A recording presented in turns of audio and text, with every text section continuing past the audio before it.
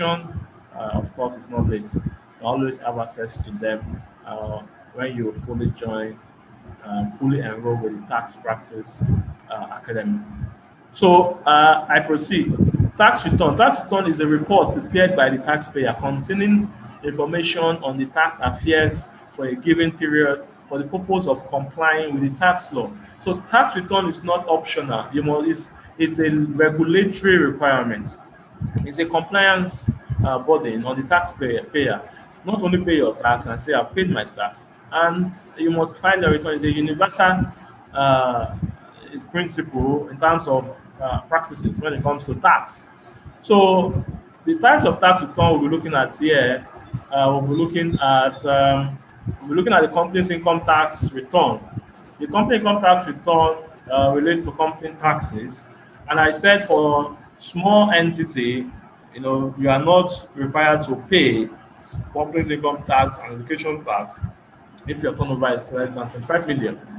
However, you are required to file return and don't be carried away by that provision of the law. So the contents of the company contract return include the duly completed self-assessment form, okay, audited financial statements comprising of the statement of financial position, or it's otherwise called balance sheet, statement of comprehensive income, otherwise called profit and loss account, statement of changes in equity, and statement of cash flow.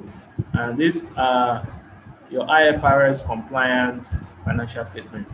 Okay, so that shows that you are applying best practices in your reporting when you report based on international financial reporting standard. So note on significant account policy and other explanatory information, comparative figure in line with gaps, tax computation, capital allowance computation, fixed asset schedule, evidence of payment of tax, and the audited account must be signed by two directors. Okay, so we also have the dates, the due dates for signing, for filing tax return. The due date for filing tax return is 6 months after the end of the accounting year. So if your accounting year ends at the 1st of December 2020, on or before June of 30th of June 2021, you should have filed your return. And if you file your return earlier, 90 days before the end of the deadline for filing, 90 days. So if you are filing in March, then you get some bonus for early filing.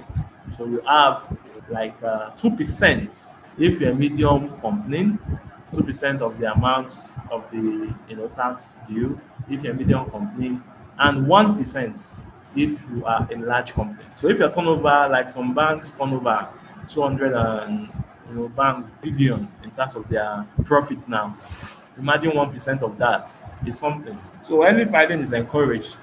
You get some credit from that. So please, you can also look at that as an option. So in company's income tax, there are a lot of that's why people are going through when it comes to our next train, not doing that, is on tax planning. I think I'll be talking more about that today. So uh, a for a newly incorporated company, you should file your first return maximum 18 months after the first date of incorporation. Max 18 months from the date of incorporation and not from the date of commencement of business. From the date of if you've not done anything, then you prepare a statement of affairs. Okay, or 6 months after the end of the accounting year, whichever is earlier. So if you are there within 6 months and you've not done anything and your accounting year has ended, you must file a statement of affairs minimum. Okay, so that's very important. No, for personal income tax, we have personal income tax, self-employed person, and people that are underpaid employment. So now for self-employed person, in this part, a self-employed person individual is either an individual carrying on a personal business, commonly known as a sole trader, professional or profession or vocation, or each of the individual jointly carrying on a business in partnership, commonly known as partners. Self-employed person is required to file return with the tax authority nearest to his place of residence. So the residency rule apply here.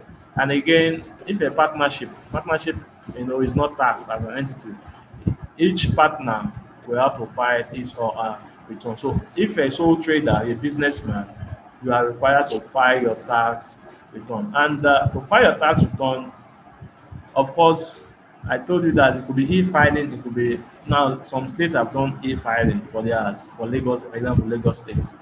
So while there are some states, because of they don't want to migrate like that, they are still working, doing the two in pari passu. But very soon, when they stabilize on their e-channel, they'll go all through on the e-channel. And Lagos State have decided that they are taking the lead on that. So we have the content of personal income tax return, your duly completed self-assessment form, duly completed income tax form, your form A, then statement of full amount of income earned in the preceding year of all sources, because it's personal income, it's on preceding year basis. Now, is for I'm a self-employed, so the income they earn in previous year, that's when you what you should from all sources you have to put it in your form.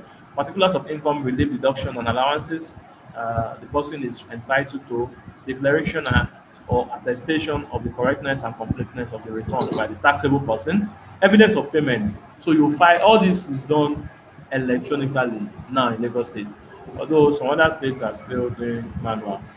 Okay, so and you must file your return on or before 31st of March of the year of assessment. So we are entering March now.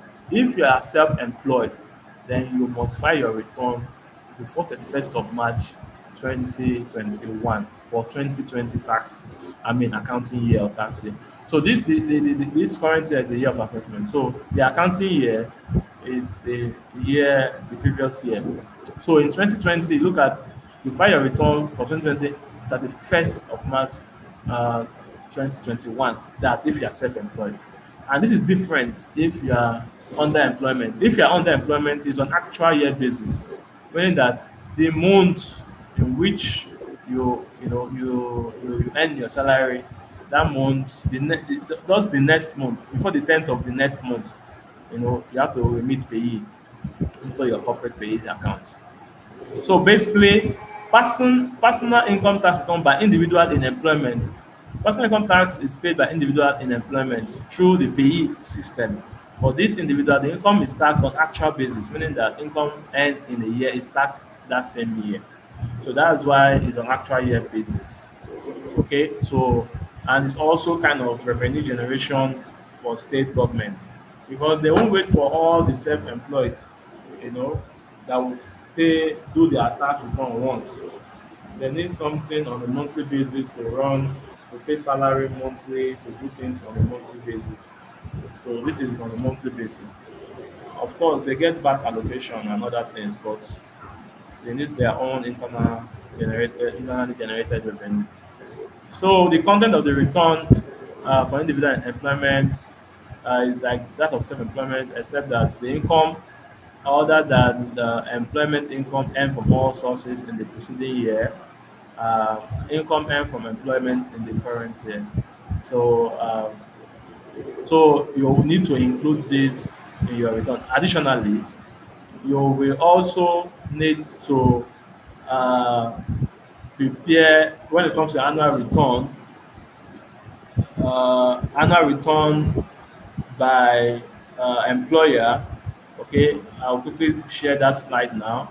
You need to what we call complete Form A income tax form for for return of individual and claim of capital allowances, and you also prepare Form H1 annual income declaration form and a schedule of tax deduction from the employer containing the following information. So this your schedule of tax deduction will be there that these are what is deducted. Okay, and all this is done currently online. You download the projection, you download the declaration, you download the if you have withholding tax, you also download that. So content on the annual Now, the content of the employer return still continue because when you're preparing your schedule of tax deduction, schedule of tax deducted by your employer should contain the following information. Typically, it will contain the name of the employer. It will also contain the taxpayer identification number, okay, the TIN number of the employer. It will also contain the name of the employee. It will also contain even the payer ID of the employee, the gross emolument of each employee, their reliefs, the tax deducted, the overall tax charge, and tax charge and remitted. Now, there's a template. Of course, when you log on to your profile, you will see the full template, even the payee ID, the number of months that this person has worked. Everything will be in the schedule. Okay, just a summary we are giving here. So basically, when it comes to the return process, the tax authority has kind of doing their best to make it smooth and simplified. And we have some individual that they are individual in self-employment and also working as employee.